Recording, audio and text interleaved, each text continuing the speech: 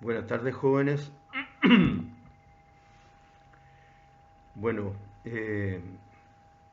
nos notificaron a la salida de la clase que tuvimos presencial, la única que hemos tenido presencial este año, que por disposición de la autoridad, ¿no es cierto?, universitaria, no se iba a hacer la clase presencial, así que teníamos que hacerla eh, por este medio. Así que estamos cumpliendo con hacerla por este medio.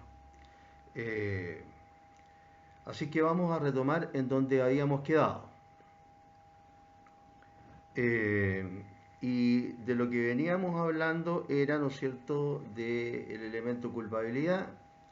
Y dentro del elemento culpabilidad nos habíamos referido a los dos expresiones que tiene la culpabilidad dentro de la teoría del delito. Acción típica, antijurídica y culpable, ¿no es cierto? Eh, y entonces habíamos en la clase presencial iniciado el encabezamiento de esta, valga la redundancia, clase, ahora digital, y nos habíamos referido, ¿no es cierto?, a las teorías relacionadas con desentrañar la esencia y fundamento de la culpabilidad, las teorías de la voluntad, de la representación y del asentimiento, que básicamente desde el punto de vista psicológico, ¿no es cierto?, de nuestra percepción mental, prácticamente es el desarrollo a partir de la teoría de la voluntad en relación con la acción, ¿no es cierto? Voluntad más o menos perfecta de ejecutar un acto que se conoce contrario a la ley, representación del resultado seguro o probable que acompaña a esa manifestación de voluntad anterior, y asentimiento en el sentido de que una vez que es representado o es previsto el resultado antijurídico como seguro, probable o posible, eh, eh, el sujeto lo acepta o no se detiene en su acción y obra en ambos casos con dolo. Y luego nos habíamos referido a una cuestión sobre la cual yo le llamé la atención, que era muy importante, en el sentido de tener siempre en cuenta cuáles son los elementos que integran el dolo. Y ahí habíamos explicado en la clase que era, ¿no es cierto?, un elemento intelectual y un elemento volitivo. El elemento intelectual consistía en el conocimiento del hecho que integra el tipo legal, el que mate a otro, ¿no es cierto?, saber que lo que uno está haciendo, ¿no es cierto?, es una acción tendiente a ese resultado, quitarle la vida a otro ser humano vivo.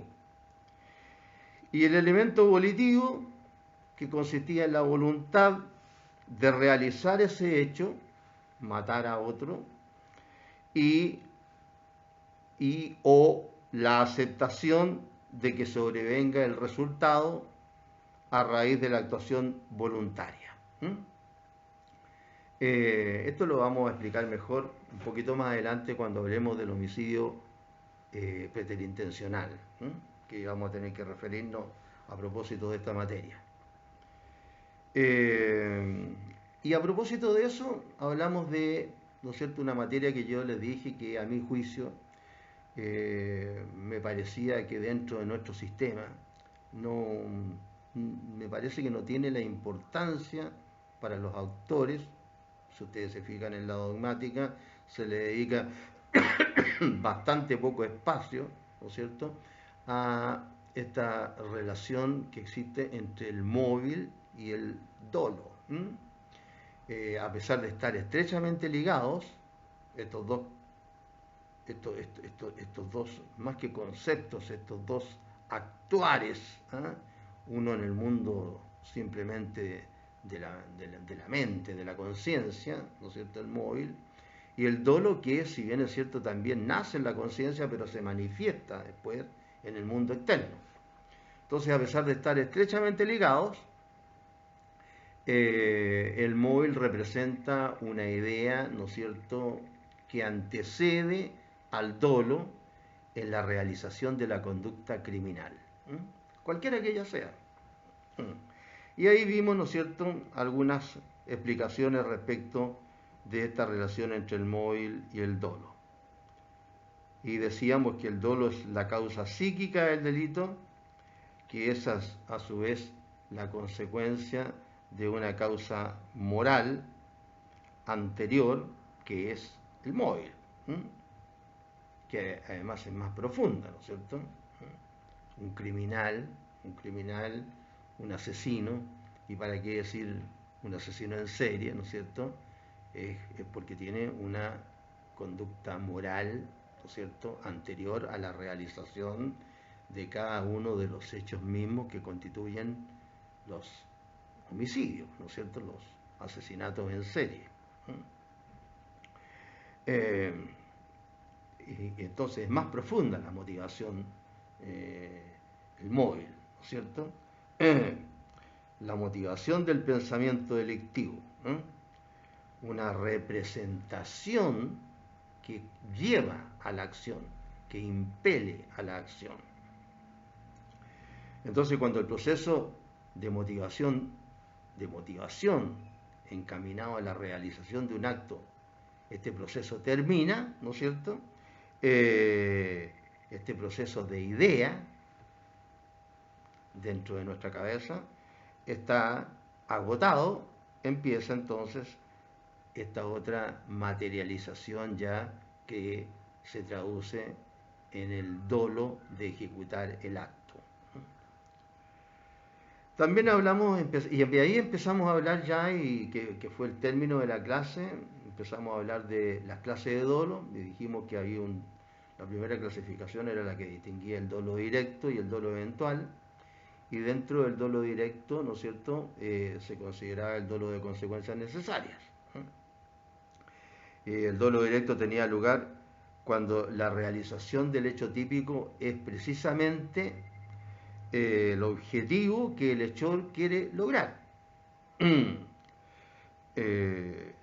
Cuando el agente, animado del propósito que pretende, del resultado que pretende, persigue o ejecuta una acción precisamente encaminada a ese fin.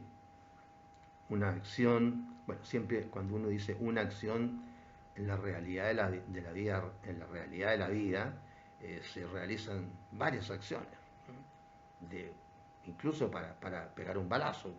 Primero hay que tomar la pistola, por último, sin perjuicio de que antes haya que comprarla o conseguirla o qué sé yo.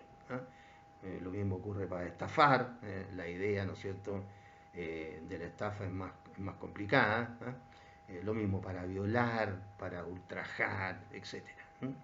La idea criminal siempre, y el crimen mismo, o el simple delito, siempre se realizan a través de una serie de acciones. Son muy contados los delitos de una sola acción. De repente, un empujón que lanza a una persona al vacío, por ejemplo. Pero entre producirse el resultado tampoco es instantáneo. La persona cae al vacío y bueno, y aunque para que se mate tiene que, no sé, pues, ir por el vacío algún instante siquiera. Es decir, no todo ocurre en un segundo, en otras palabras. Bien. Y el dolo de consecuencias necesarias que está comprendido dentro de este dolo directo se funda en un hecho que es conocido del actor, del sujeto, del hechor, del autor, como quiere llamarse, pero para el logro del propósito que lo anima, tiene que causar también otras consecuencias necesarias que están ligadas indisolublemente. Ahí viene la característica de este dolo de consecuencias necesarias, que están indisolublemente ligadas a la acción primitiva. Y el caso típico es el que le tira, ¿no es cierto?, una bomba para matar al jefe de Estado. ¿Mm? Claro, el jefe de Estado nunca está solo, es difícil, eh, menos ahora, ¿no es cierto?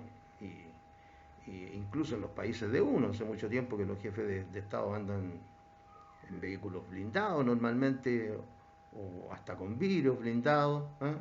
Es difícil encontrar un jefe de Estado, ni siquiera en sus actividades personales. ¿Eh? Eso terminó hace tiempo. Yo lo alcancé a ver eso. Me acuerdo que cuando empecé a trabajar, ¿no es cierto? El estudio en el que yo trabajaba está ahí ubicado en Huérfano, en Huérfano, casi esquina de Ahumada, y el presidente, como estoy hablando de los años 69, 70, 71, y el presidente Jorge Alessandri Rodríguez, que había sido presidente de Chile entre el año 1958 y el 1964, fue el que antecedió a Eduardo Frei Montalva, que a su vez antecedió a Salvador Allende. Este presidente vivía en la Plaza de Armas, que está a una cuadra ahí de Huérfano, donde está el estudio. Y era una persona como eran antes los presidentes, eran personas muy austeras, aunque tuvieran su, su buen pasar económico, igual eran personas muy austeras. Este presidente creo que, no sé, creo que además como era medio enfermo el estómago, creo que era, entonces unas comidas muy frugales, muy austeras, comía re poco en otras palabras, y parece que lo que más hacía era tomar té y comía galletas de soda, ¿no? Y caminaba por ahí, muchas veces lo vi, ¿cómo se llama? Caminando ¿cómo se llama? Por la calle, ahí, ¿m? Cuando pasaba, iría no sé dónde, y pasaba caminando por ahí. Claro, hablando del, como les digo, el año 70, por ahí.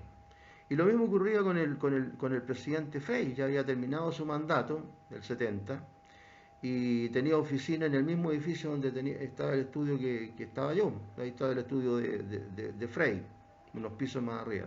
Y en varias ocasiones me encontré con él y con los otros que íbamos dentro del ascensor. ¿Ah? Bueno, ahí saludaba a la gente, qué sé yo, ahí uno saludo así, ¿no? Íbamos todos juntos en el ascensor. ¿Mm?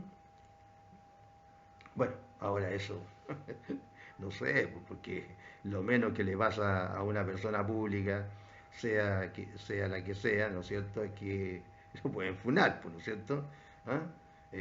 No se olviden que a la presidenta Bachelet por ahí una joven le tiró un vaso de agua, etcétera. Entonces ya esos tiempos se acabaron, pues. Ahora la democracia es otra cosa, ¿eh? La democracia es, está de acuerdo conmigo si no te agarro a garabato. Entonces, claro, cambió la cosa. Es un hecho. Nosotros los abogados trabajamos con hechos. Bien, entonces ahí tenemos señalado lo que ya habíamos señalado en la clase presencial, el dolo directo y el dolo de consecuencias necesarias.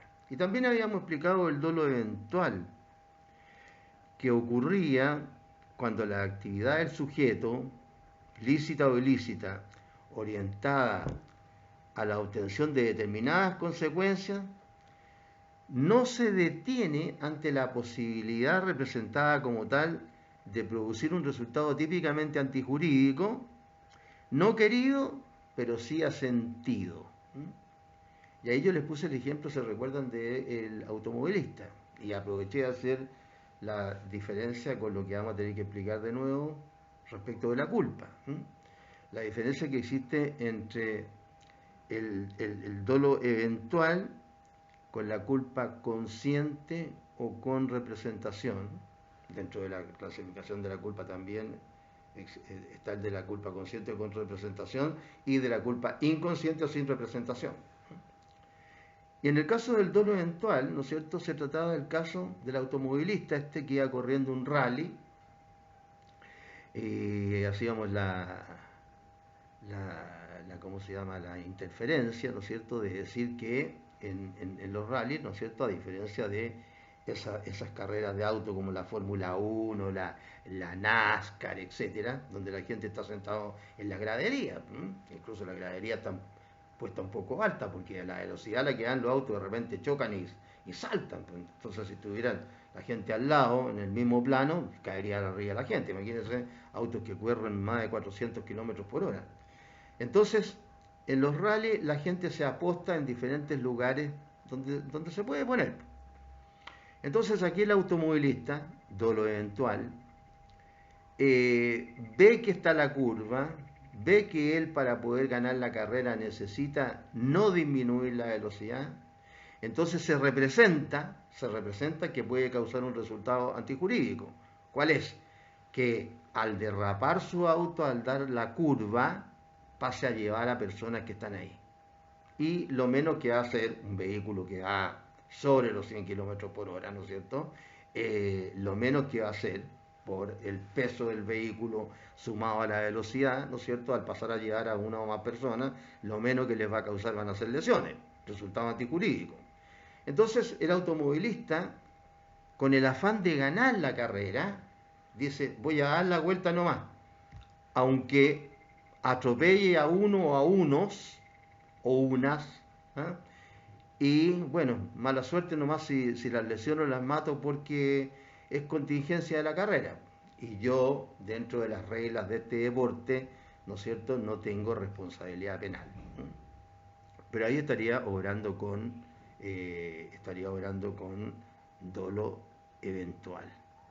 Y el caso de la culpa, ya no el dolo, la culpa, la diferencia radica en que ese mismo automovilista, en vez de decir, yo, pensarlo, ¿no es cierto?, en su cabeza, yo tengo que ganar la carrera y voy a dar la vuelta y pase lo que pase, aunque atropelle a la gente. En el caso de la culpa con representación, el automovilista, este conductor, ¿no es cierto?, se representa que puede derrapar el auto en la curva y atropellar a la gente. Se lo representa. La diferencia está en que ese automovilista confía en su pericia. Entonces él dice, no voy a derrapar. Yo soy tan capo que voy a dar bien la vuelta, y no me voy a ir en contra de la gente que está mirando la carrera. Entonces ahí se produce un resultado no querido por el agente, no querido, previsto, pero no asentido, o sea, no estuvo de acuerdo. Él creyó en sus posibilidades. En el otro caso, se representó el resultado, lesiones o muerte, en el caso del dolo eventual, pero siguió adelante, no importándole que pasara, que se produjera, mejor dicho, el resultado antijurídico. Pero también hay otra clasificación que es la que distingue entre el dolo indeterminado y el dolo específico. El dolo indeterminado tiene lugar cuando la voluntad del sujeto no se proyecta hacia un resultado exclusivo, hacia un resultado único, sino que indiferentemente hacia diversos eventos de mayor o menor gravedad. Es el caso del homicidio o lesiones en riña o pelea. Nosotros vamos a ver, cuando estudiemos el homicidio y cuando estudiemos las lesiones, que hay dos situaciones, dos tipos penales, que según algunos penalistas son más que descripción de tipos penales, son reglas de punibilidad. Es decir, el legislador se pregunta, ¿no es cierto?, para legislar, para haber legislado esas materias, se preguntó, bueno, ¿qué hacemos en el caso de una riña o pelea en la que no se sabe quién fue el autor de la muerte o que no se sabe quién fue el autor de las lesiones graves? Que son los dos casos.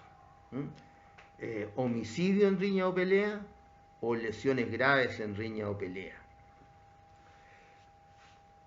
Entonces la pregunta es, ¿los dejo libre a todos porque no sé quién fue el autor del homicidio en riña o pelea? ¿O los sanciono a todos los que participaron en la riña o pelea porque no sé quién fue el autor directo de la muerte. Y lo mismo pasa con las lesiones graves. Dejo libre a todos porque no se sabe quién fue el que causó las lesiones graves, o los condeno a todos como autores de lesiones graves.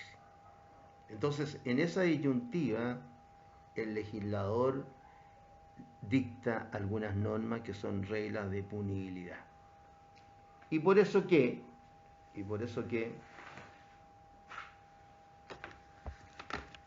en el 300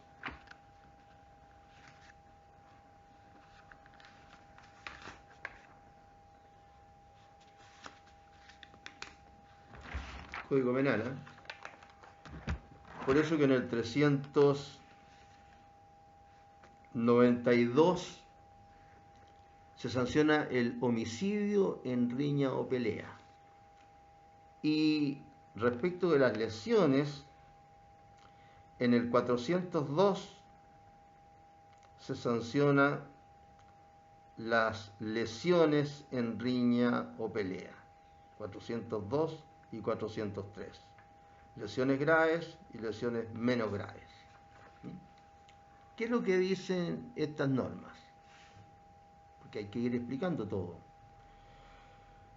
Dice, en el caso del homicidio en riña o pelea, dice el código 392, cometiéndose un homicidio en riña o pelea y no constando el autor de la muerte, pero sí los que causaron lesiones graves al occiso, se impondrá a todos la pena de presidio menor en su grado máximo. Es decir, no se sabe quién causó la muerte, pero sí los que causaron lesiones graves. Primera regla de punibilidad. Si no constare tampoco quienes causaron lesiones graves al ofendido, se impondrá a todos los que hubieran ejercido violencia en su persona la de presidio menor en su grado medio. Esas son las reglas de punibilidad. Entonces, no es el legislador no absolvió a todos porque no sabía, ni condenó a todos porque no sabía, sino que el legislador condenó a los que causaron lesiones graves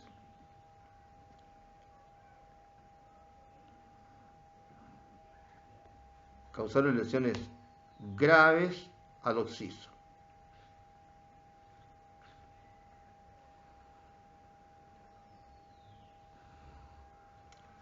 Estoy subrayando el código, que a veces es bueno subrayar algunas cosas. Y en segundo lugar, la segunda regla de punibilidad es cuando no se sabe tampoco quiénes causaron lesiones graves al que murió, entonces veamos quiénes ejercieron violencia en el que murió. Y así lo dice. Si no contare tampoco quiénes causaron lesiones graves al ofendido, se impondrá a todos los que hubieran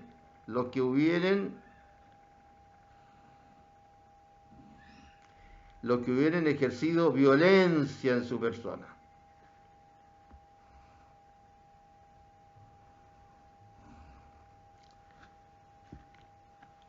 Esas son las reglas de punibilidad respecto del homicidio en riña o pelea. ¿Y qué es lo que dice respecto ahora de las lesiones en riña o pelea? Primero, respecto de las lesiones graves. Si resultaren lesiones graves en una riña o pelea y no constare su autor, pero sí los que causaron lesiones menos graves, no se sabe quiénes causaron lesiones graves, pero se sabe quiénes causaron lesiones menos graves.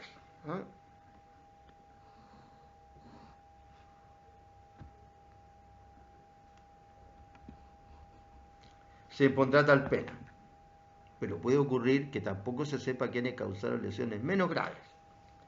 Entonces, no contando tampoco los que causaron lesiones menos graves, se impondrán las penas inferiores en 2 grados a los que aparezcan que hicieron uso en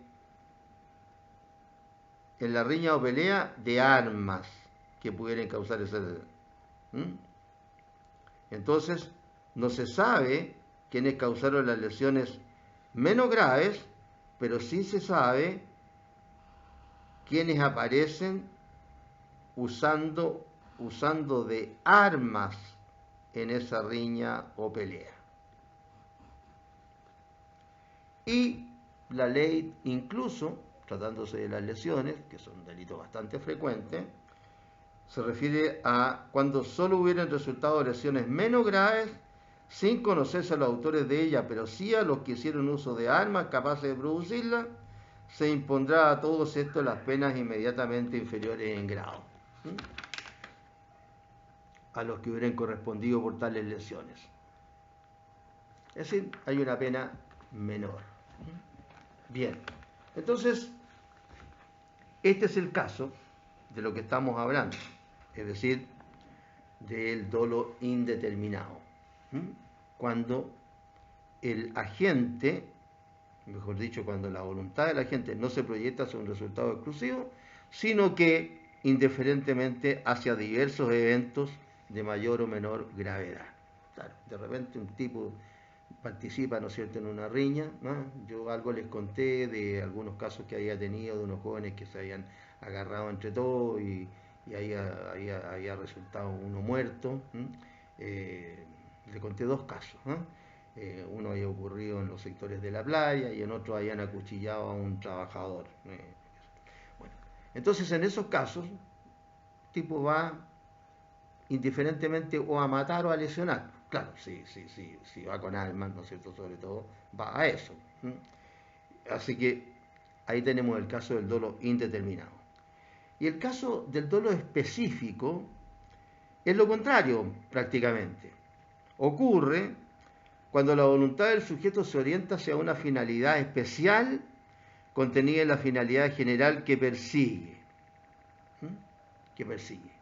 Como por ejemplo, cuando se utilizan las expresiones con malicia, maliciosamente, etc. En el código hay varios ejemplos en diferentes tipos de delitos, como el caso, por ejemplo, en los delitos de malversación de caudales públicos, por ejemplo. Entonces, ahí la voluntad del sujeto se orienta hacia una finalidad especial contenida en la finalidad general que persigue. Ahora, aquí hay una pregunta bastante interesante que tiene que ver con la explicación que vamos a dar un poquito más adelante de los delitos preterintencionales. Los delitos preterintencionales. Entonces aquí se pregunta, esto está todo en los apuntes básicos, eso que les pregunté si ustedes tenían. Se confunde el dolo eventual, en el que la persona se representa el resultado, ¿no es cierto?, y no obstante actúa. Se confunde con el delito preterintencional, y la respuesta es que no, porque en el delito preterintencional el agente persigue con su acción un evento determinado, pero se produce otro que va más allá de su intención y que no ha sido previsto ni querido, pero sí previsible.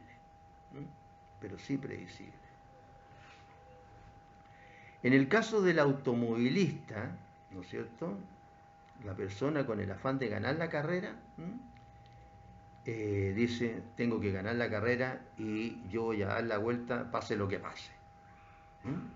Y al dar la vuelta entonces derrapa el auto, se sale de la pista un poco y pasa a llevar a algunas personas y las lesiona o mata a algunas. Se representó el resultado y no obstante actuó. Se representó el resultado. En el caso del delito preterintencional, se lo voy a señalar con otro ejemplo que lo voy a repetir después. Hay muchos ejemplos, pero lo voy a repetir después porque creo que es bastante claro. En el caso del delito preterintencional, la persona, estos delitos, comienzan, ¿no es cierto?, con la voluntad de causar un resultado. Es decir, tienen un comienzo doloso. Pero se produce un resultado que va más allá del evento que ellos tenían considerado. Es decir, en el delito preterintencional comienzan dolosamente, pero el resultado no lo tenían previsto ni fue querido, menos todavía, ni fue querido. Ahí está la diferencia. Después cuando estudiamos el delito preterintencional, que lo vamos a estudiar muy cerca, se van a dar mejor cuenta. ¿Cuál sería un ejemplo de esto? Supónganse ustedes que en una fiestoca, ¿no es cierto? La gente se toma su traguito, ¿no? Está medio eufórico, la juventud, qué sé yo, ¿no? Y también la juventud, pero digamos, en una fiestoca. En una fiestoca y hay gente en el sector cerca del balcón, un departamento cerca del balcón. O a lo mejor en la terraza misma, ¿no es cierto? Una terraza. O en la terraza del edificio, donde se usa también como estos clubhouse que hay, ¿no? Entonces, también en la terraza del edificio. Entonces, de repente, por X razón, pueden ser muchas las razones, dos tipos entran en una discusión y de repente se agarran a combo. Para que se dé la situación y el ejemplo, vamos poniéndole las características. Se agarran a combo y se agarran cerca, ¿no es cierto?, de donde está el balcón o donde está la protección de la terraza. Y uno de los dos, fortachón y bueno con los combos, le pega un combo al otro y el otro, pum, cae como se llama, hacia el vacío. No se agarró bien, le pegó un combo más o menos competente, etc. Y cae al vacío y se mata. Evidentemente que la intención, a menos que se compruebe, ¿no es cierto?, que la intención tenía todo planeado para matar, confiando en su fortaleza, que le iba a pegar un combo y lo iba a levantar de los pies y lo iba a hacer saltar la protección para que cayera. No es lo normal. Lo normal es que, ¿no es cierto?, que si están peleando cerca de un al lado de un balcón, uno, ¿no es cierto?, le pegan un combo y quede contra el balcón, ¿no es cierto?, claro, o contra la protección que hay en las terrazas. Pero supongamos que por X razón se cae, fue muy fuerte el combo, el gallo se desequilibró, se cayó, y se cayó al vacío y se mató. Imagínense una terraza de no sé, de 3 pisos ya es bien difícil quedar vivo, pero de 5 ya menos posibilidades todavía, para qué decir de 10 o de 20. O si se trata de la torre más alta que hay en Santiago, ¿para qué vamos a decir que es la torre esa que tiene 500 metros, medio kilómetro? Menos, se muere en el aire. Entonces, en ese caso, el que golpeó, ¿no es cierto?, el actor, el sujeto, el agente, como uno quiera llamarlo, ¿cuál era la intención que tenía? La intención que tenía era de lesionar. Claro, porque esto no es las películas, cuando dos tipos se agarran a combo, aunque sean medio flacuchentos, qué sé yo, pero como uno tiene las manos, ¿no es cierto? Las manos tienen hueso, y si a uno le pegan un combo, ¿no es cierto? Claro, sobre todo si es gente joven, ¿no es cierto?, se pegan un combo y a uno basta con que le peguen uno más o menos, no hay uno diga, yo sé que está bueno, no me sigáis pegando, más o menos, ¿no es cierto? Claro, por eso que hay hasta un dicho que dice el que pegue el primer combo gana, porque claro, de repente un combo a todo chancho, ¿no es cierto?, que se lo peguen a uno en la boca o en la nariz, claro, y sobre todo si se lo pillan desprevenido, no quiere más guerra. Claro. Entonces, la intención de este era lesionar, porque uno se pega, ¿no es cierto?, los combos, se los pega, ¿para qué? Si le pega en la boca, aunque no le huele un diente, o sea, ya cualquier fractura de un diente es una lesión grave, así está considerado por la ley, una lesión grave, y por la jurisprudencia amparado en la ley, obviamente. Entonces la intención de este contendiente, ¿no es cierto?, era lesionar.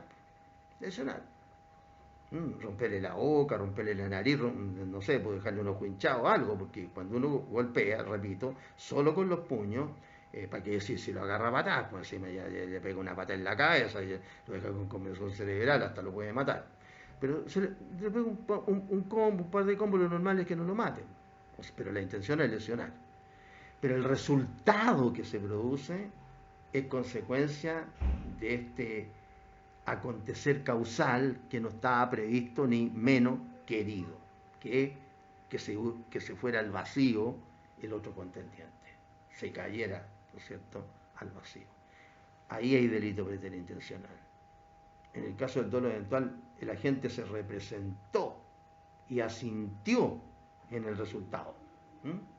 El automovilista dijo, yo tengo que ganar la carrera, así que voy a dar la vuelta como sea nomás. Incluso corriendo el riesgo él de darse vuelta, ¿no es cierto?, y matarse él también. Se representó el resultado de atropellar a las personas. Mientras que en el caso del dolo específico, perdón, ¿cómo se llama?, del delito preterintencional, el agente tenía intención de lesionar y causa la muerte. Hay otros ejemplos también, delitos contra las personas normalmente, como por ejemplo el caso de la partera. La partera, ¿qué es lo que, en los casos de los abortos ilícitos, ¿no es cierto? Los abortos ilícitos son los abortos que se sancionan. La partera, ¿qué es lo que pretende? La partera lo que pretende es hacer un aborto, no pretende matar a la madre, pretende sí matar al feto, pero no matar a la madre. Pero muchas veces la partera, ¿no es cierto?, justamente porque no es un médico y no tiene las condiciones muchas mínimas.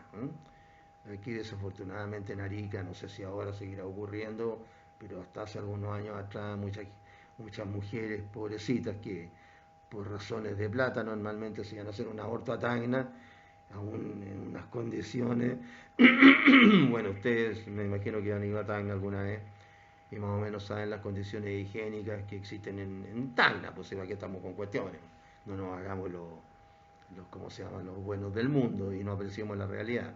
Las condiciones higiénicas en todos lados en Tacna son mucho menores que en Arica, de todas maneras. Y entonces, ¿cómo se llama?, se produce la muerte en la madre. Muchas mujeres que se fueron a hacer un aborto a Tacna y llegaron, ¿no es cierto?, desangrándose, ¿no es cierto?, desde allá y murieron en el hospital de acá de Arica. Claro, pero eso no era lo que quería la partera, pues la partera era hacer el aborto, ¿sí?, hacer un aborto.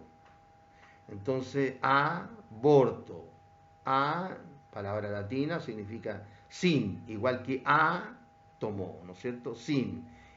En el caso de átomo, tomo es partir. Entonces, átomo sin partir, es decir, lo más chico que había, por eso que se lo llamó átomo, lo que no se podía partir. En el caso de aborto, sin nacer. Sin nacer. Claro, lo que se pretende entonces es matar al feto, pero no matar a la madre.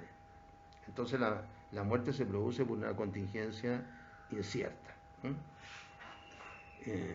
Perdonen un segundo, voy a prender una luz.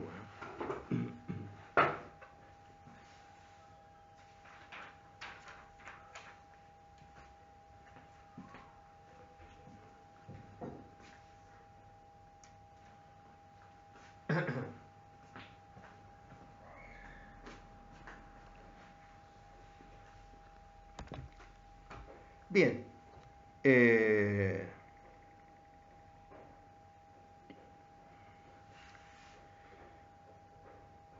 Ya hablamos del móvil y el dolo.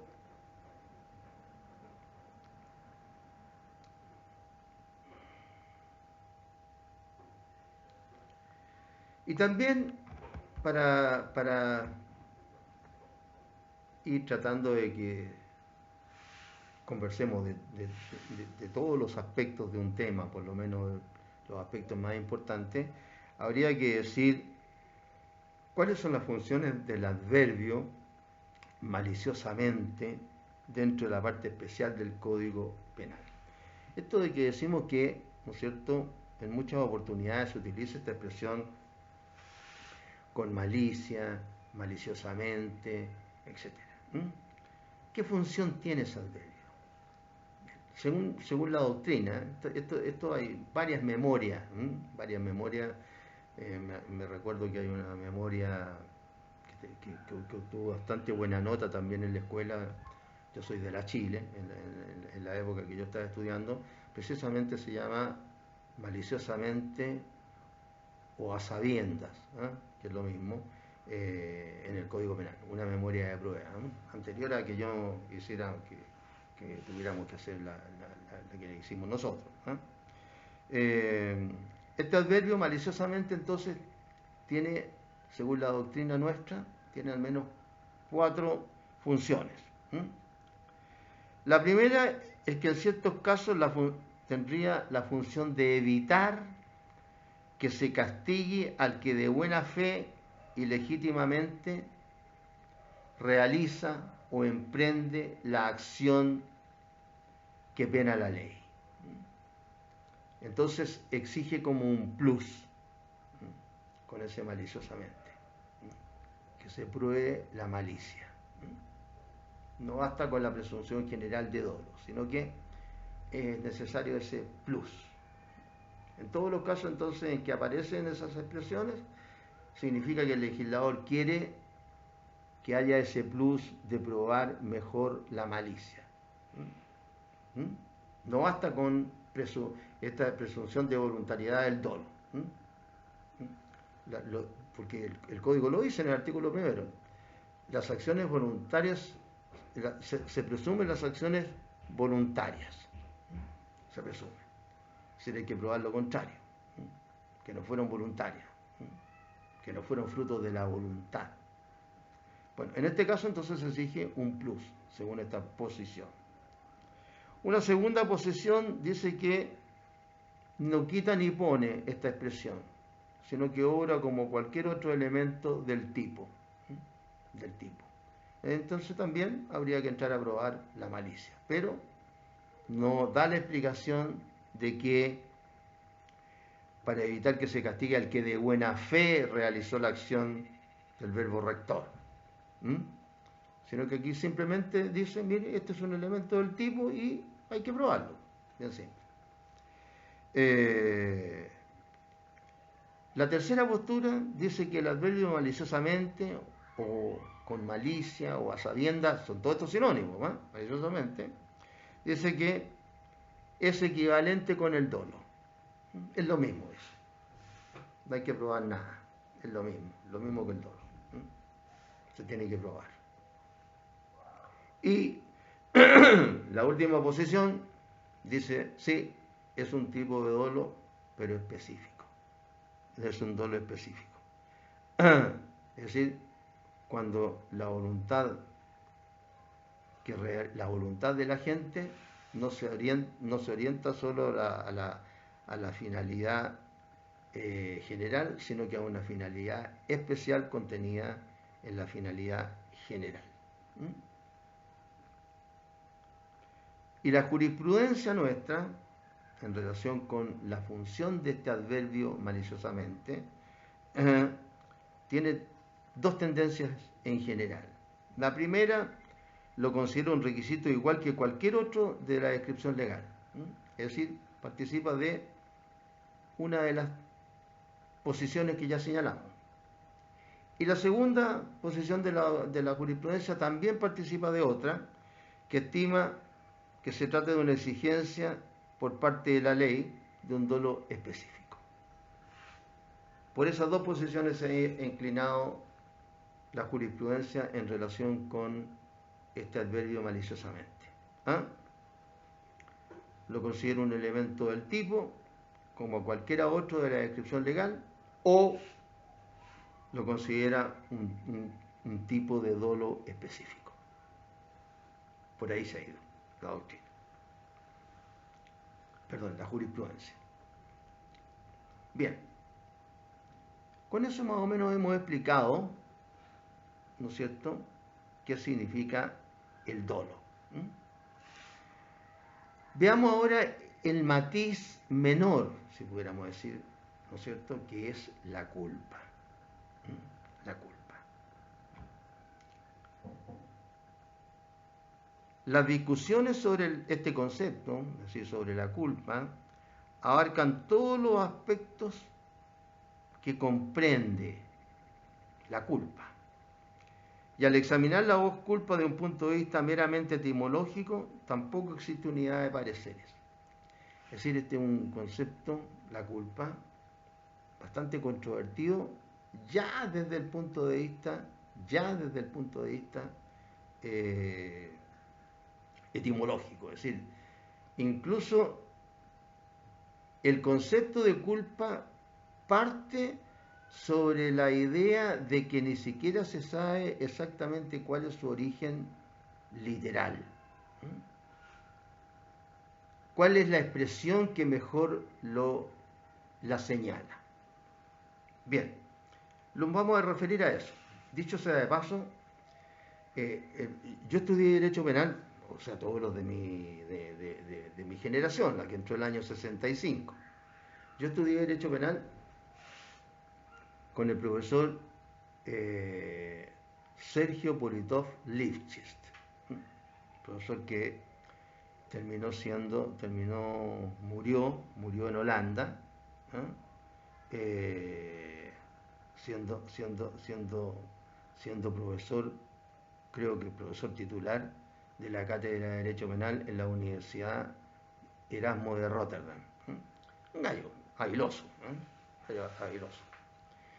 Y el segundo profesor que tuve del ramo era profesor ayudante, que fue Juan Bustos Ramírez, también tipo ailoso. Juan Bustos Ramírez. Y Juan Bustos Ramírez hizo en su doctorado en Alemania, de hecho, los apuntes están tomados de una parte de un ensayo, de un librito, lo tengo todavía, que se llama Culpa y Culpabilidad. De ahí están tomados estos apuntitos respecto de la etimología de la palabra culpa. Tipo también reviloso, los dos.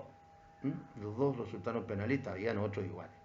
Los dos doctorados en Italia y Alemania, y los dos doctorados en Italia y Alemania con resultado cum laudam, o sea, con la nota máxima, los dos. Y bueno, de partida, hacer un doctorado y hacerlo en un idioma extranjero ya es un doble problema, ¿no es cierto? Porque no es el idioma propio, no es llegar y hablar italiano y alemán, menos todavía, alemán. Los dos se doctoraron cum laudam en los dos países. Porque uno podría pensar, no, es que italiano es re fácil, todo decir, en vez de tallerini, es tallerini, personi, guatoni, no, cuesta hacer un doctorado en otro idioma. Es un problema adicional.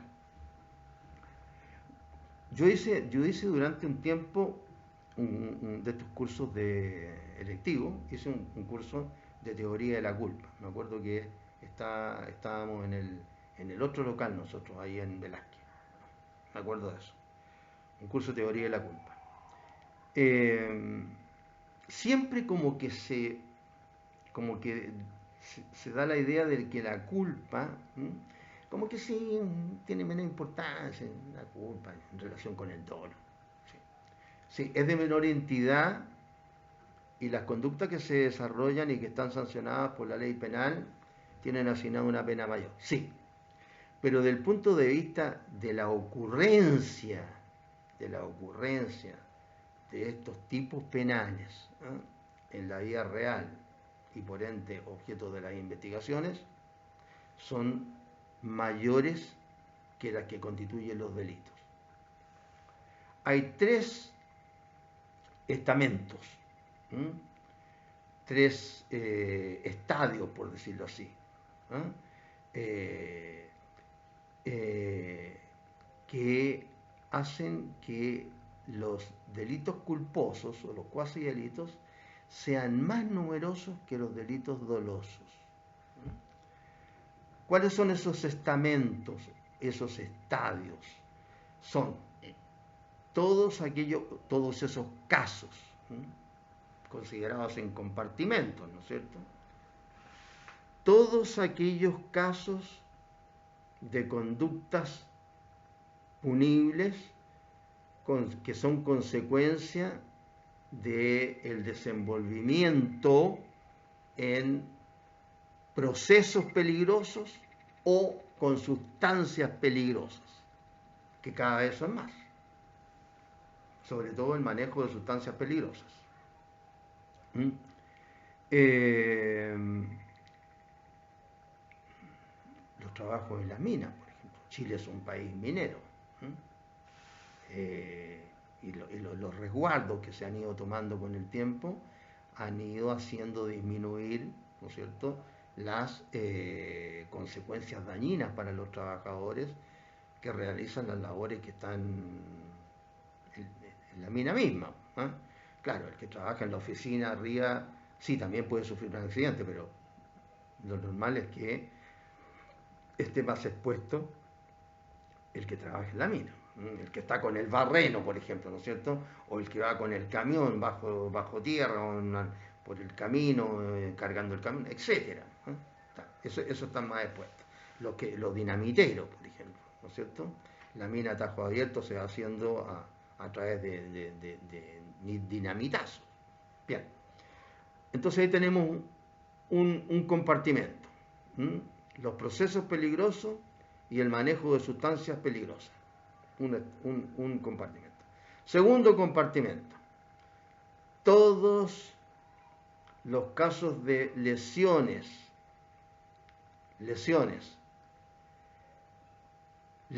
que producen daños a la salud y o muerte ocasionados por imprudencias o negligencias médicas, otro compartimento. Y el tercer compartimento, todos los casos, ¿no es cierto?, de infracciones al tránsito. Todos los casos de infracciones al tránsito derivados de imprudencia o negligencia, es decir, culpa. Esos tres estamentos, procesos peligrosos y manejo de sustancias peligrosas, imprudencia o negligencias médicas que producen daño en los seres humanos, y accidentes derivados de la ley del no respeto de la ley del tránsito, provocan más conductas cuasi delictivas que los delitos dolosos. Desde ese solo punto de vista, existen entonces muchas razones para brindarle la mayor importancia a este segmento o a este matiz, si ustedes quieren, de la culpabilidad, que es de menor envergadura que el dolo. Todo esto se lo digo para que le presten atención y no lo tomen así como una cuestión menor. No diré que es más importante. Claro, los casos dolosos son más reprochables, son vistos de más mala manera, como ustedes quieran, pero la culpa tiene una incidencia tremenda en también el desenvolvimiento de la vida diaria normal. Sobre todo desde el punto de vista de la teoría del riesgo. De la teoría del riesgo. ¿Cuántas personas que salen a la calle todos los días, en la que podemos estar incluidos nosotros? No sabemos, no se sabe. Sale a la calle, ¿no es cierto? Y puede ser víctima de una imprudencia o una negligencia de lo más común, del tránsito. Aquí mismo en la universidad han atropellado jóvenes cruzando la calle 18 de septiembre por el paso peatonal demarcado que existe al frente de la universidad. Que entre paréntesis no deberían existir los pasos peatonales demarcados en el medio de la calle o en 3/4 de calle, etcétera, porque los únicos lugares para cruzar deberían ser las esquinas, o sea, todo el cuadrado que está en la esquina. Claro, pero eso ya es otro cuento ya. Bien, entonces, digamos algunas cuestioncitas, esto ustedes lo van a encontrar también en los apuntes, o si no en el libro Culpa y Culpabilidad de Juan Bustos Ramírez, respecto del origen de la palabra culpa, o de dónde viene este concepto. Son palabras en alemán antiguo, están escritas, por eso que se lo digo, ustedes pueden leerla después, porque evidentemente yo alemán no sé más o menos inglés, pero alemán no sé. En la época mía era obligatorio el inglés y el francés los 6 años del liceo, y le daban duro, no le enseñaban a decir a uno, no salía uno de esas humanidades diciendo good morning y good night. ¿Ah? Entonces se sabía bastante. Bien, según algunos, o según la primera teoría, este concepto vendría de una palabra que se escribe Faren Lassen o Van Lan. Ahora, ¿por qué se habla de la etimología? Porque todas estas palabras al final concuerdan en una forma de negligencia o imprudencia. Por eso que son atingentes estas cosas. Esta expresión Faren, Lassen o Van Lan significa tres cuestiones. Dejar fuera de cuidado o actuar sin dolo o dejar las cosas al acaso, o sea, al destino, a lo que venga, a lo que pase. Esa es la idea de esta expresión. La segunda expresión se escribe con doble E y se lee warlose. Esta acepción tiene la idea de observación, atención, cuidado, vigilancia. Es decir, culpa sería falta de observación. Es decir, una forma de ser negligente, no observar lo que uno tiene que observar. Por ejemplo, si uno va manejando, y ve que hay una persona que está parado cerca en la vereda, cerca ya del límite con la calle, o sea, está sobre la vereda, pero cerca del límite con la calle, y está mirando hacia el frente de la calle, usted como automovilista tiene que representarse la idea de que a lo mejor es un imprudente que de repente puede cruzar. Y entonces si usted es un automovilista medianamente precavido, aunque no tenga la culpa y usted esté cumpliendo la ley del tránsito, tiene que representarse, o sea, hacerse la idea de que a lo mejor esa persona puede cruzar, ese imprudente puede cruzar. Y de hecho ocurre, a mí me ha pasado. Y entonces en vez de acelerar, ¿qué es lo que hace? Bueno, no frenará, pero por último no acelera, porque tiene menos chance de atropellar si es que la persona cruza. ¿Te das cuenta? Eso es, ¿no es cierto?, falta de observación. Falta de observación. Bueno, también hay algunos que miran, pero son unos boquiabiertos, o sea, se dan cuenta de la situación, pero observan en el sentido de miran, pero no se dan cuenta de lo que están mirando. Y la tercera acepción es verlas, que quería decir antiguamente dejadez, desatención.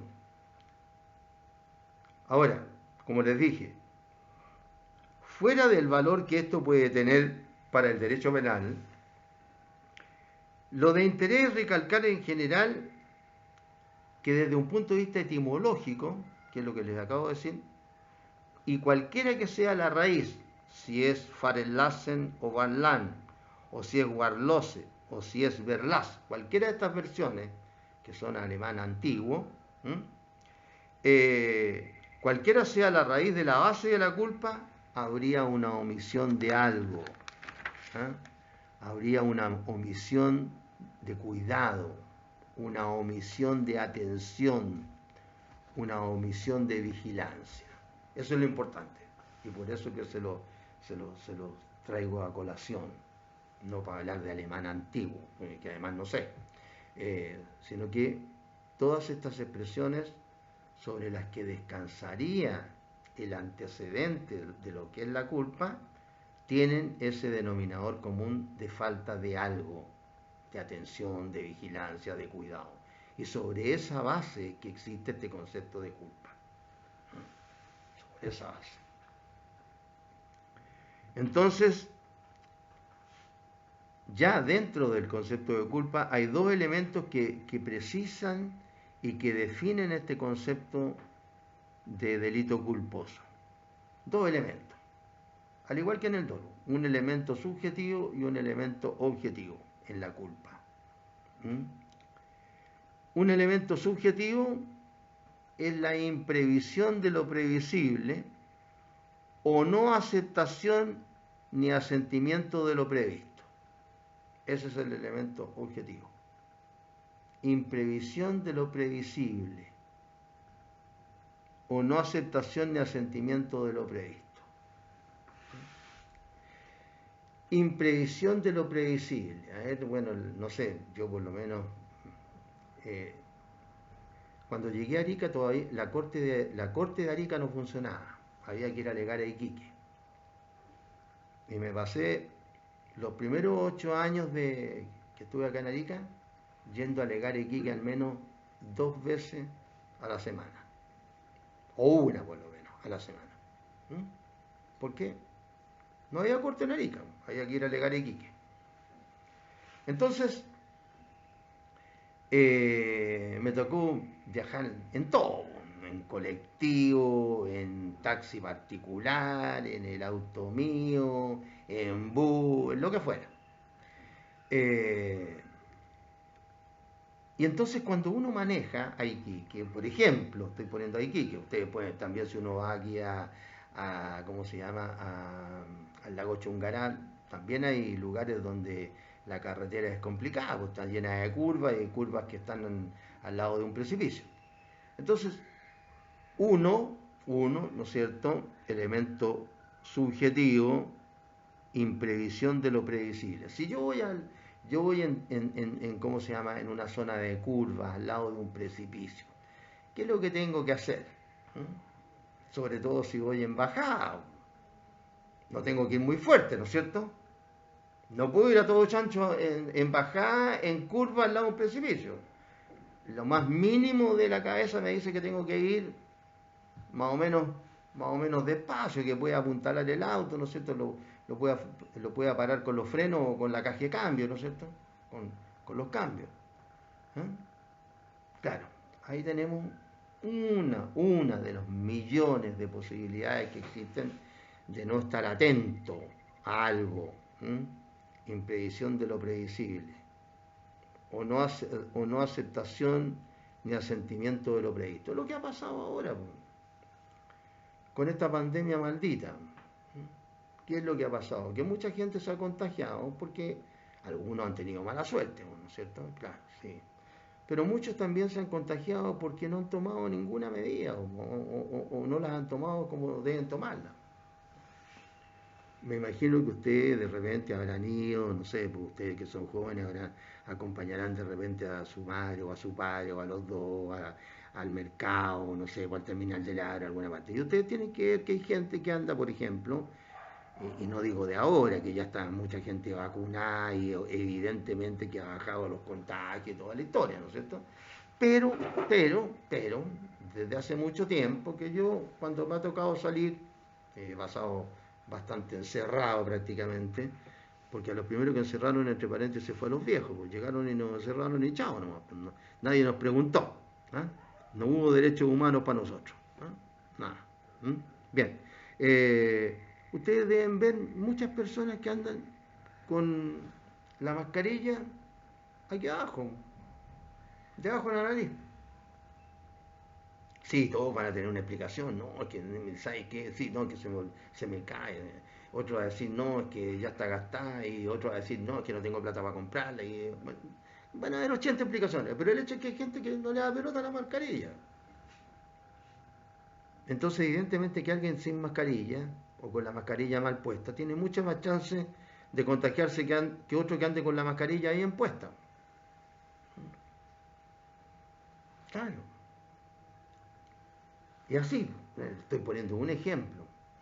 En el mismo supermercado me ha tocado que poco menos que me he dado vuelta de repente para mirar a una persona porque en vez no mantiene ninguna distancia social. Casi están echados arriba de uno. ¿Se da cuenta? Entonces esto de no prever lo que es previsible, se da cada rato. Y sobre todo, ¿no es cierto?, en los países que tenemos menos instrucción social. social. Acá nosotros lo que nos sobra es instrucción política, porque aquí, ¿no es cierto?, digamos las cosas por su nombre, aquí cualquiera se siente capacitado para ser diputado, senador, ministro, presidente de la República, ministro de Relaciones Exteriores o lo que sea. ¿Para qué estamos con cuestiones? O sea, así. Aquí cualquiera, sí. Oye, ¿y por qué no te postuláis a presidente? En realidad, lo voy a pensar. Eh, si algo distinguía a los políticos anteriores, a los que alcancé a conocer, de todas las tendencias, ustedes los que le nombré antes, a propósito de otra cosa, el mismo, por ejemplo, de presidente, Arturo Alessandri Rodríguez, ni siquiera el padre, Rodríguez, Eduardo Frei y Salvador Allende, los tres, de diferentes ideologías, pero eran gente preparada, gente con oratoria. Se paraban en el Congreso cuando eran senadores y le hablaban una hora de pe a pa, pero no le hablaban como Fidel Castro, puras tonteras y de repetir lo mismo, sino que hablaban gente que tenía hasta oratoria, además de conocimiento. Ahora es lamentable, o sea, ahora no están con un papelito para leer, no dicen 3 palabras de corrido. Toda la ideología, para que no crean que estoy hablando de este o del otro, no, todo. Es como la corrupción, pues, de pe a pa. Bueno, mejor no seguir hablando de eso. Bueno. Entonces, 2 elementos precisan y definen el delito culposo. Un elemento subjetivo, la imprevisión de lo previsible o no aceptación ni asentimiento de lo previsto. Eso es el elemento objetivo. Y un elemento objetivo, que es el daño resultante de la acción o de la omisión voluntaria. Pues también hay delitos culposos por omisión. El caso típico, ¿no es cierto?, es el de la enfermera, por ejemplo, que está a cargo de un enfermo de diabetes crónica y grave, que tiene que darle un remedio específico, a tal hora específica, en la cantidad específica, y no lo hace. Falla en alguna de estas cosas. Bien. Entonces ahí tenemos los elementos de la culpa,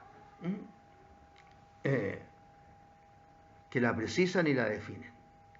Ahora, ¿cuáles derivados de estos elementos? ¿Cuáles son los que la integran a la culpa? Son 3. Son derivados de estos 2, pero resultan 3. El primero es una conducta voluntaria, lícita o ilícita. Cuando hablamos de conducta, que es la forma positiva de realizar la acción, debemos siempre tener en cuenta que está la otra forma, que es la inconducta, la omisión. Pero ahí se exige, ¿no es cierto?, que exista el deber de garante, en la omisión. Entonces, elemento que integra la culpa, una conducta voluntaria, lícita o ilícita, realizada con imprudencia o negligencia. Es decir, las 2 formas que puede adoptar la culpa. Hacer más de lo que se debe o hacer lo que no se debe, o la negligencia. No hacer lo que se debe o no hacer lo que se debe. En Chile, a propósito de las profesiones, todavía no se sancionan en todas las profesiones la mala praxis. La única mala praxis que de manera formal, lo que significa que existe legislación más precisa al respecto, es la de los médicos. Es la de los médicos. La mala praxis médica. Es decir, sancionar a alguien por negligencias médicas es más común, porque lo permite la legislación, es más común que sancionar a alguien por mala praxis en otras profesiones, como el caso de la nuestra. Es decir, Estoy hablando de sancionar a alguien que hace una mala praxis y causa un daño, pues si no hay daño, evidentemente que no se sanciona. Pero solamente el hecho de un mal ejercicio de la profesión que cause daño. Un mal ejercicio de la profesión que cause daño. Así, un abogado que no sepa derecho, o un ingeniero que no sepa cálculo, o qué sé yo. Solamente los médicos son los que están respondiendo hace muchos años, solo por el hecho de no saber ejercer bien su profesión. En el caso nuestro, por ejemplo, en el caso de los ingenieros, en otros países, esos ingenieros que, no sé cuáles fueron en definitiva, porque ustedes saben que a la final en muchas cuestiones acá, bueno, el famoso Ministerio Público nuestro es lamentable. ¿Para qué vamos a decir una cosa por la otra? Si es cierto. A esta altura no creo que haya alguien que no se haya dado cuenta que el Ministerio Público chileno es un desastre. Empezó el 2000, imagínense, se demoraron, que no sé, a los cuántos años recién empezado, acá se empezaron a funcionar mal al tiro, porque hay muchas disposiciones que dan la posibilidad de archivo de causa, etcétera. Entonces, como el chileno es flojo, ¿qué es lo que empezaron? A ver cómo podían archivar estas causitas. Y si después, encima, le pagan un bono por archivar causa, bueno, peor todavía. Pero el Ministerio Público chileno, por un lado, bueno, no investiga en este caso porque tendría a lo mejor pocos antecedentes para investigar, pero en otros países, los ingenieros que hicieron ese puente Caucau, ¿m? Que en vez de abrirse o cerrarse, no sé cómo, lo hicieron al revés, ahí está la plata perdida, ¿no es cierto? Esos ingenieros podrían constituir o haber constituido un ilícito penal. Ya no solamente ya para qué les digo la indemnización civil, porque tampoco tengo entendido que se ha hecho efectiva. ¿Eh? Ni siquiera la indemnización civil, menos la penal. En otros países eso, ¿no es cierto? Esos ingenieros, eh, algunos van presos, de acuerdo con la legislación estoy hablando. En el caso ¿cómo se llama? De los abogados, no saber hacer la pega. En el caso nuestro ya hay algunas, y seguramente que para el futuro va a ser ya el delito penal por un delito culposo, ¿no es cierto? Por no saber hacer la pega, no conocer el derecho. En el caso nuestro ya existe alguna disposición en ese sentido, como por ejemplo, no necesariamente que le apliquen una pena penal, pero como por ejemplo, el hecho de que si el abogado que interpone un recurso de apelación en materia penal no se presenta el día del alegato, por ese solo hecho se declara desierto el recurso. Punto. Desierto el recurso. Así que hay una sanción. ¿Y eso? ¿Qué es lo que es eso? Pues si yo apelo, ¿no es cierto? Si yo apelo, tengo la posibilidad de desistirme de la apelación antes de que se dé el recurso. Pero si yo espero hasta que se produzca el alegato, o sea, que hasta que me llamen en la corte, ¿no es cierto? Palmela y llamen. Abogado, el apelante en causa tanto y tanto, y no me presento. ¿Qué es lo que es eso? Ese es un mal profesional. No está haciendo la pega. Se debe haber presentado al alegato. ¿Por qué? Porque hace que se constituya el tribunal, que esté ahí el tribunal, que esté el relator, etcétera, etcétera, etcétera. Entonces, ya hay normas. No estoy hablando de los delitos penales relacionados con el ejercicio ilegal de la profesión, eso ya son conductas delictivas, donde hay dolo, ¿no? Acá estoy hablando de la culpa. Bien, esto a propósito de una conducta voluntaria lícita o ilícita realizada con imprudencia o negligencia como primer requisito. Segundo requisito, un resultado antijurídico, no previsto o previsto pero no querido ni asentido. No previsto pero, o previsto, pero no querido ni asentido.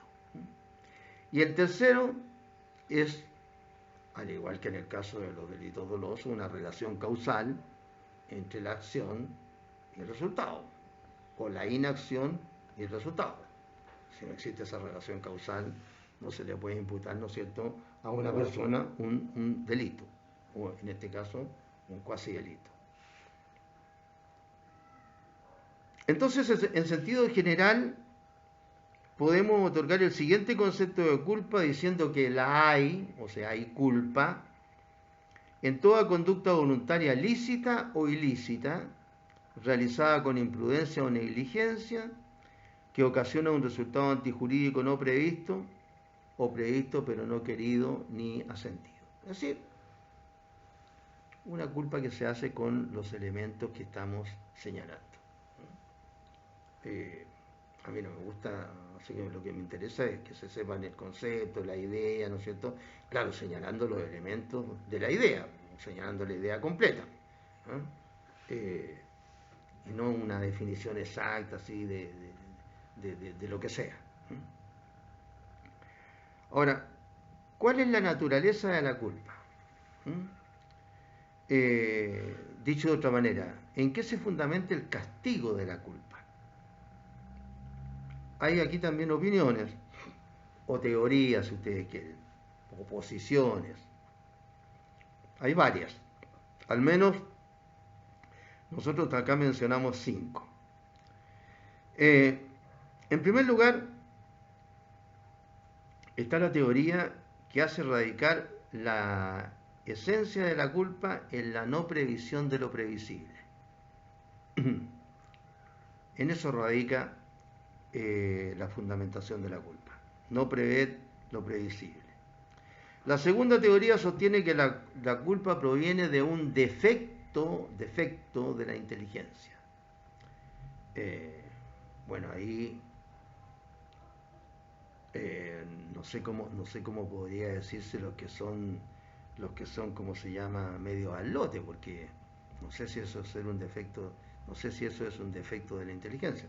Yo por lo menos en lo que he leído en relación con medicina legal de las enfermedades mentales, los defectos de la inteligencia están tratados dentro de los retardos mentales y son cuestiones bien específicas. Pero ser al lote, vivir en la luna, sí, puede ser un defecto de la inteligencia en un grado más o menos importante, porque hay gente que, claro, todo el mundo de repente se distrae. Pero si una persona entra a una clase, por ejemplo, y si la clase dura 90 minutos, si está distraído unos 90 minutos o 85 minutos, ese sí que hay que llevarlo, como se llama, al psiquiatra, porque evidentemente tiene un problema grave de, ¿cómo se llama? ¿Cómo se llama? De estar presente mentalmente en la clase. Pero, ¿qué pasa con los atlotes, esos que viven un poco en la luna? ¿También es defecto de la inteligencia? Esos que nunca se dan cuenta de nada. Siempre están como en otra. Cuando están jugando a la pelota están preocupados de la polola. Cuando están con la pelota están preocupados de jugar a la pelota. Nunca están, no hay concentración mínima. Entonces es difícil esto, es difícil hablar de que la culpa proviene de un defecto de la inteligencia, menos todavía de la inteligencia. Hay otra posición que sostiene que la culpa proviene de un defecto de la atención. Defecto de la inteligencia, ahora defecto de la atención.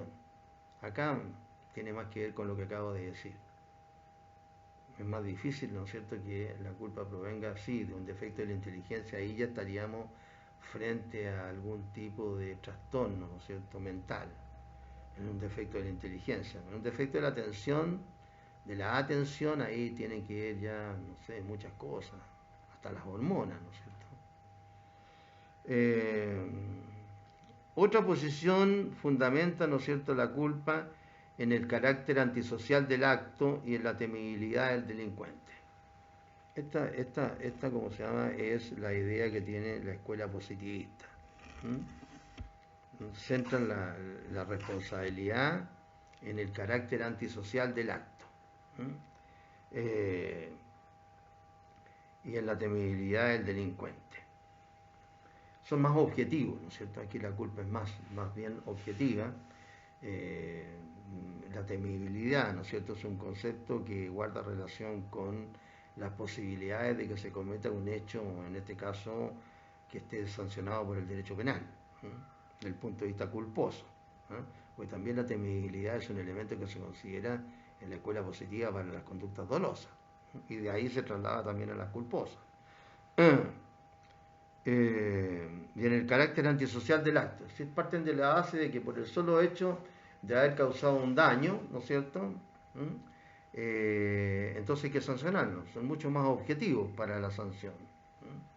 Es decir, la sanción no la buscan dentro de la inteligencia o de la atención del agente o en la no previsión de lo previsible del agente, sino que simplemente en un juicio objetivo consistente en que el acto es antisocial y el delincuente, en este caso culposo, se manifiesta de una forma temible. Temible en el sentido de ser proclive a la realización de este acto antisocial. Y la última posición sostiene que el juicio de reproche se funda en la valoración del deber de diligencia, atención y cuidado. En la valoración de este deber. Bueno, esa valoración va a tener que hacerle el juez. El problema es que esta valoración que va a tener que hacer el juez para ver si hubo o no hubo esta valoración del deber de diligencia, atención y cuidado, es una valoración a posteriori, pero el problema se produce no en el juzgado, el problema se produce en otro ámbito de la vida real. Entonces, esta valoración va a ser una valoración que va a hacer el juez en el tribunal para los efectos de aplicar o no aplicar una sanción por haber incurrido en una conducta, ¿no es cierto?, culposa, en una conducta culposa. Pero no es una valoración que haya impedido que se produzca el delito culposo. Bien, ahí en todo caso tenemos las diferentes posibilidades de la fundamentación de estos delitos de culpa.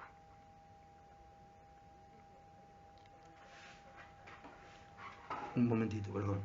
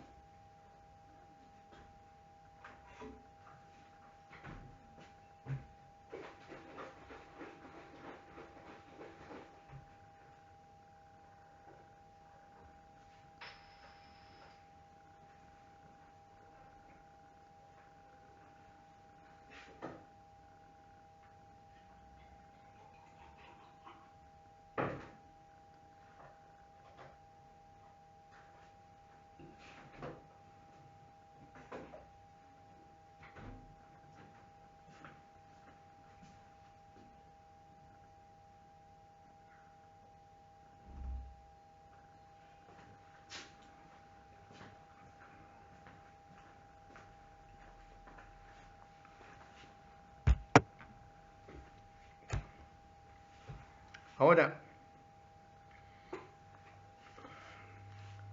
¿existe la compensación de la culpa?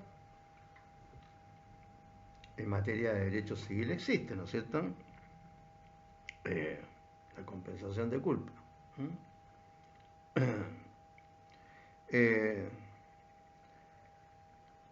Esta compensación de culpa tendría lugar cuando ocurren conductas culposas en los sujetos activos y pasivos, ¿no es cierto? En derecho penal no hay compensación de culpas por su naturaleza personalísima.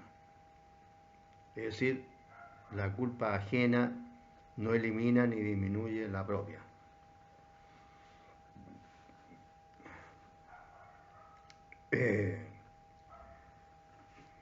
Claro, es un derivado de que en materia penal tampoco hay graduación de la culpa. ¿Se actúa con culpa o no se actúa con culpa? Es simple. No existe en derecho penal una disposición como la del artículo 2330 del Código Civil que permite reducir el daño cuando el que lo sufre se expone imprudentemente a él. Claro, porque en derecho penal se actúa con culpa o se actúa sin culpa. No hay graduación de la culpa. ¿Cómo ha de apreciarse la previsibilidad o imprevisibilidad de un resultado? Aquí hay dos teorías, una la objetiva y la otra subjetiva, que analizan este problema de dos puntos de vista distintos, estas dos tendencias. Según la teoría objetiva,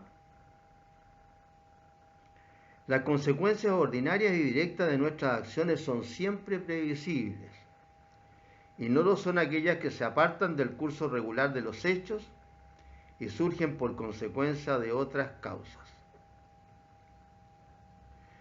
Es decir, las consecuencias ordinarias y directas de nuestras acciones son siempre previsibles. Veamos el caso tan decidor del tránsito.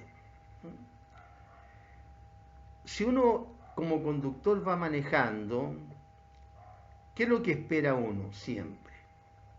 Que los peatones crucen por la esquina, más allá de que así lo ordena la ley del tránsito.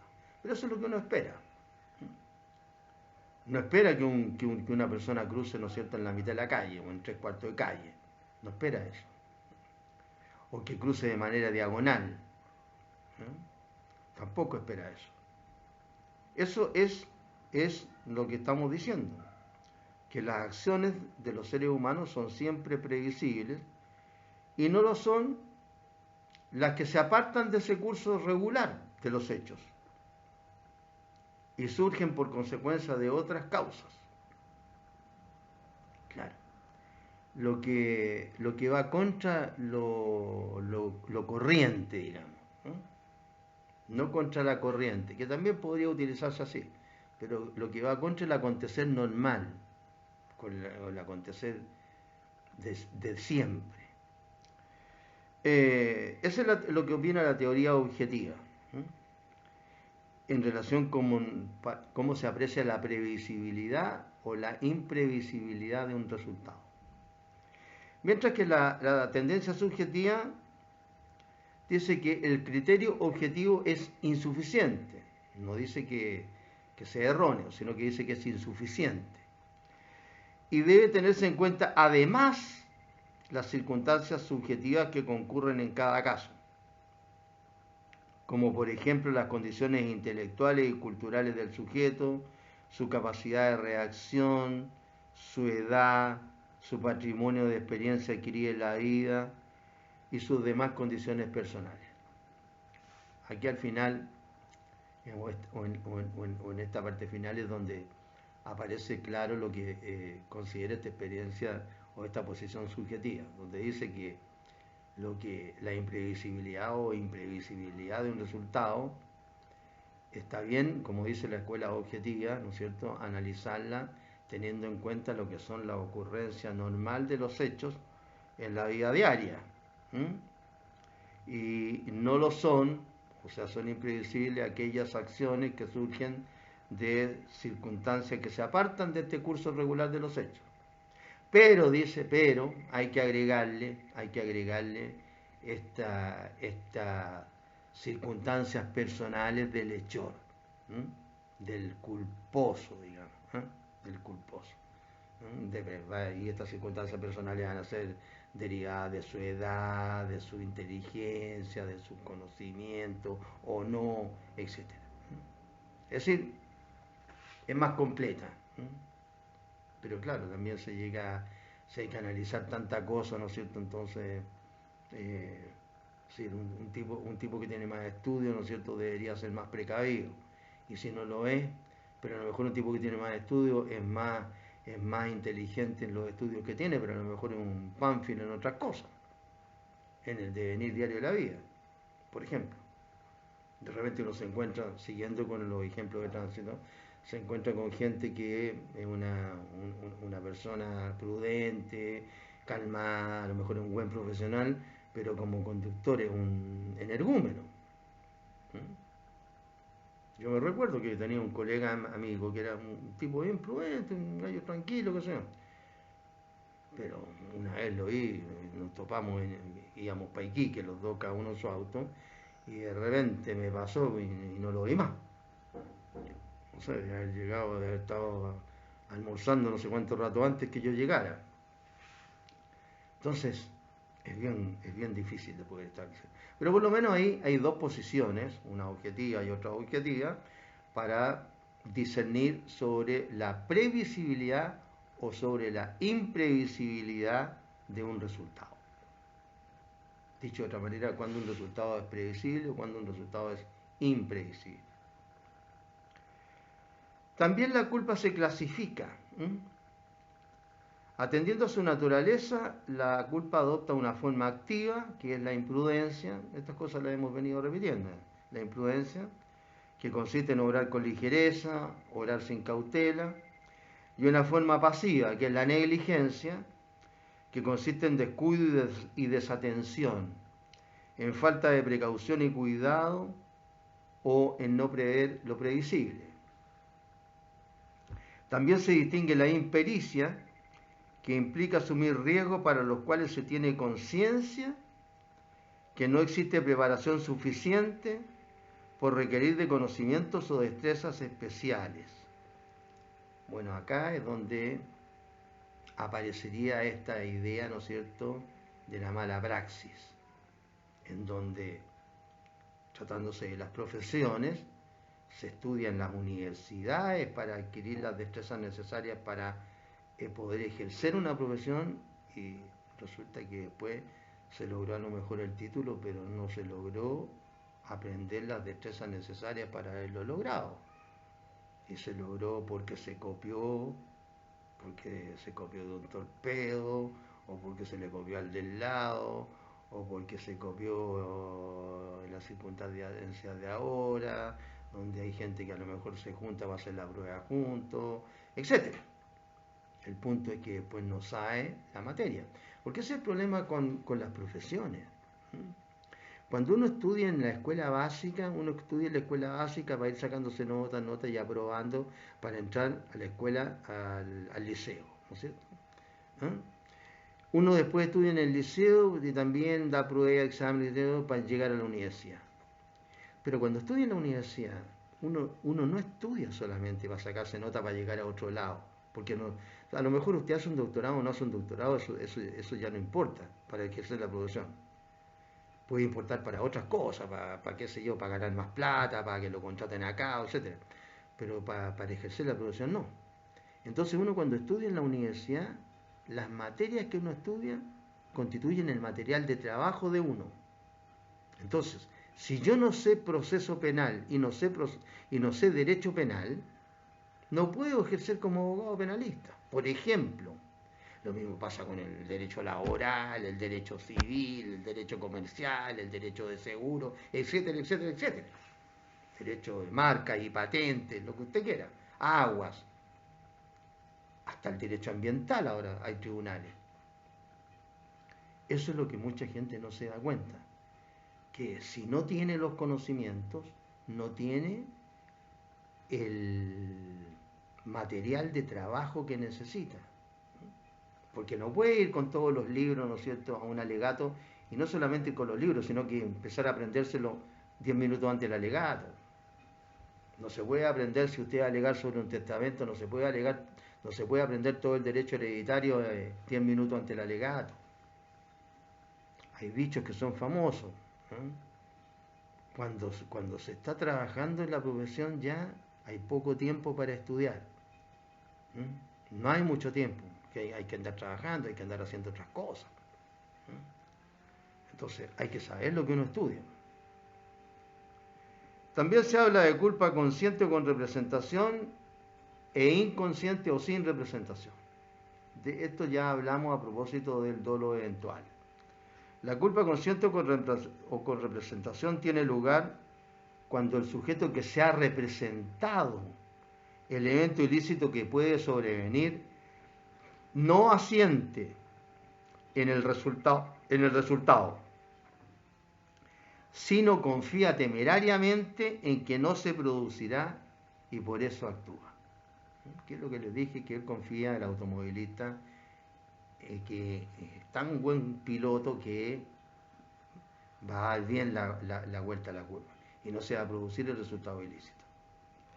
Y en la culpa consciente o sin representación no hay representación del resultado que puede sobrevenir. Entonces ahí actúa.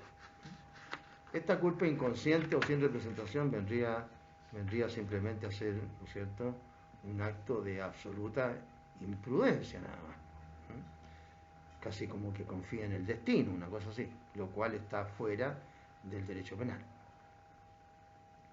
El derecho penal moderno ha dejado de lado esa clasificación de la culpa en grave, leve y levísima, atendiendo al factor previsibilidad del resultado, pero es una distinción que sigue manteniendo el Código Civil.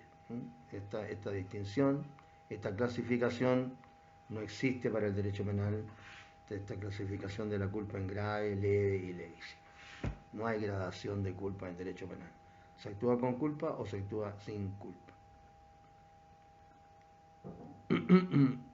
La culpa y el cuasi delito en el Código Penal. Nosotros lo dijimos al comienzo, nuestro código no define la culpa tal como no define tampoco el dolo. Y además, solo por excepción, se refiere a la culpa, al dolo y también a la culpa. Y en el caso de esta, que se refiere solo por excepción también, se refiere a la culpa a través de sus matices, casi nunca habla de culpa, solo por excepción. Creo que en el artículo 2 se refiere a la culpa igual que al dolo, y de ahí ya no se refiere más a la culpa mencionándola como tal, sino que se refiere a ella como imprudencia, negligencia, negligencia inexcusable, negligencia culpable, descuido, descuido culpable, ignorancia inexcusable, ignorancia culpable, etc. Es decir, el código se refiere excepcionalmente a la culpa y cuando lo hace se refiere más bien a sus matices. ¿En qué radica la esencia de la culpa en nuestra legislación? Aquí tenemos que distinguir en su base psicológica y en su base normativa. La esencia de la culpa en nuestra legislación en su base psicológica radica en la omisión de diligencia y cuidado, en su base psicológica. Y en su base normativa radica en el deber de actuar con diligencia y cuidado.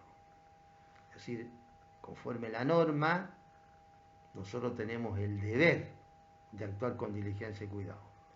Si no actuamos conforme a ese deber, la norma nos sanciona. Por eso que en su base psicológica, ¿no es cierto?, nosotros no debemos omitir actuar con diligencia y cuidado dentro de nuestra mente. Pero en la norma tenemos la obligación, el deber de actuar con diligencia y cuidado. Y para terminar esta materia de la culpa, tenemos que preguntarnos si los cuasi delitos están sujetos a sanción penal. Y la regla general es que no lo estén, porque así lo dice el artículo 10, número 13, creo. 10, número 13 del Código.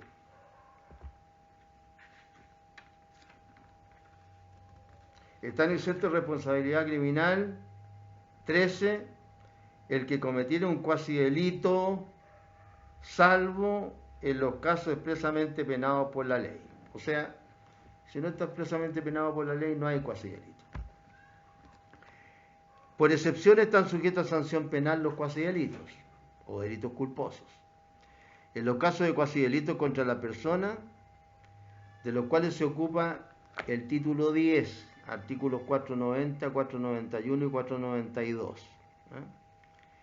Y también una serie de cuasidelitos que están dispersos en el código. Por ejemplo, dispersos en el código, el 224 número 1, 225, 234, 329, 330, 332, 333. Un cuasidelito muy importante porque es el único cuasidelito contra las cosas que existe en el código. Y 495 número 21. No se olviden entonces del 333, único cuasidelito contra las cosas que hay en el código. Y una preguntita al final. Los delitos con culpa no sujetos a sanción penal y que causen daño a terceros, ¿quedan afecto a alguna responsabilidad? Sí, a responsabilidad civil y a responsabilidad civil. Todo lo que es, ¿no es cierto?, la responsabilidad extracontractual, título 35 del libro cuarto, artículo por ahí por el 2320 siguiente, una cosa así, del Código Civil. También, ¿no es cierto?, hay cuasidelitos que quedan sujetos a responsabilidad infraccional y civil, también. Bien, jóvenes, quedamos acá. Hasta el momento, entonces, tenemos dicho que la próxima clase, la del viernes, va a ser ¿cómo se llama?, en presencial, a menos que se diga lo contrario. Y seguimos con la materia en el orden que la tenemos establecida.